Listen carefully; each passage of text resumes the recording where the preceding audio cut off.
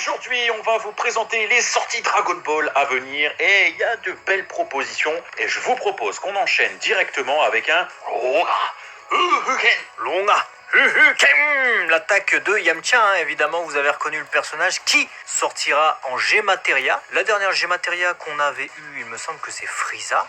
On a déjà de belles propositions avec de l'originalité, hein, depuis déjà Gotenks et son super Ghost Kamikaze Attack. Là, ce sera Yamcha. Franchement, cette annonce me réjouit. Ah bah moi aussi, c'est la première fois, à part les Imagination à l'époque, où on a vraiment la matérialisation du loup du Loga Fufuken.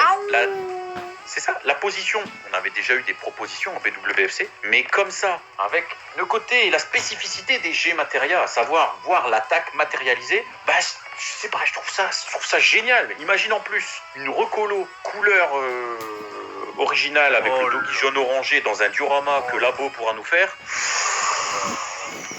Voilà, je me suis hypé, c'est bon, je peux finir la vidéo rien que sur ça, tu vois. Donc, septembre 2021, on attend ça avec grande impatience, les G-Materia, en espérant que ce soit toujours au top. Exactement, allez, on enchaîne du coup avec une annonce un petit peu moins hypante me concernant, tu nous diras ce que t'en penses, la Burning Fighters de Goku Super Saiyan.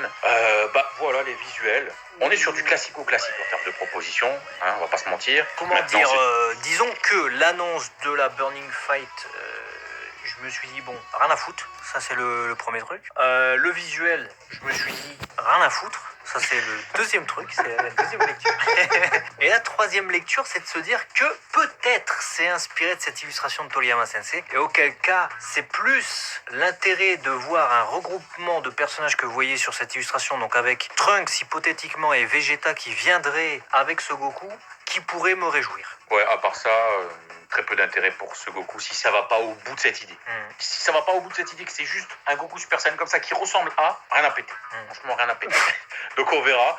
Et pour rester sur des choses un petit peu plus, comment dirais-je, à moitié hypant, à moitié litigieux, ce sont ces FES annoncés. On a vu avec le live de JD que les FES se targuaient ces derniers temps d'une belle qualité de réalisation. On peut pas dire le contraire. Donc, on peut être content de voir que ce Gogeta et ce Goku Super Saiyan 4 nous proposeront normalement des Goku et un Gogeta de belle qualité.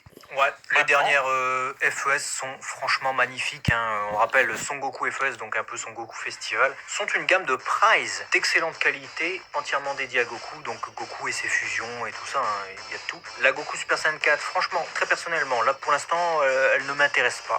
Je m'en bats les couilles. Voilà, parce qu'on en a déjà beaucoup, des Goku Super Saiyan 4, donc ça m'intéresse pas. La Gogeta m'intéresse dans le sens où j'ai la Gogeta Super Saiyan Blue, donc je vois la qualité qu'elle a. Et surtout, un Gogeta Movie 12e film DBZ contre Janemba de cette qualité-là, on en a que très peu, en mouvement, je veux dire en attaque, pas en pose statique.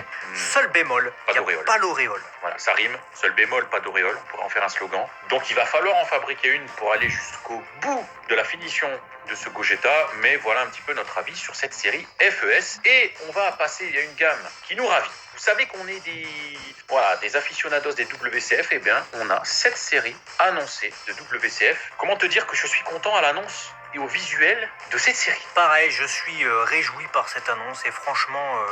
Voilà, je suis quand même en stress, hein, puisque j'attends que la qualité soit au rendez-vous. Il y avait une grosse baisse de qualité sur les dernières WCF Dragon Ball. On peut voir une délimitation dans les cheveux de Gohan qui m'inquiète un peu. Après, quand le line-up a été annoncé, un jour avant que le visuel ne soit dévoilé, je me suis dit... toujours les mêmes personnages, quoi. Et quand le visuel est sorti, je me suis dit, bon, c'est que des tenues originales qu'on a extrêmement peu en figurine. Le Goku, là, dans cette tenue casual avec Gohan, c'est... très rare. Un moment de l'histoire. C'est très rare qu'on les en figurine. On va la voir là pour le Goku Day, hein, donc le 9 mai, on aura ce Goku donc de taille Bonide, mais en WCF c'est une première, le Gohan n'en a jamais, l'armure de combat pour Goku carrément, Goku Yardrat très peu, Trunks avec le brassard jamais, et Vegeta avec cette tenue absolument jamais, donc moi je prends. Je prends direct, voilà, j'ai un petit coup de cœur pour la Vegeta, hein, même si tu veux mon avis. C'est tellement... Il y a une symbolique derrière ce truc-là, j'ai l'impression d'y voir le moment, et c'est ce que je recherche dans les WCF. Revoir le moment, puisque tout l'intérêt des WCF, c'est que la pluralité des figurines font que on peut brasser énormément de moments. Par contre, juste un truc que je voudrais dire avec cette série, c'est que on voit que Goku et Gohan vont ensemble, de manière évidente, il y a Trunks et Vegeta qui vont ensemble, si vous vous souvenez de la case du manga, hein, on vous la met là. Goku et Goku, par contre, vont pas ensemble. Donc on pourrait imaginer une volume 2. Seulement, le nom de la série ne comporte pas la mention volume 1.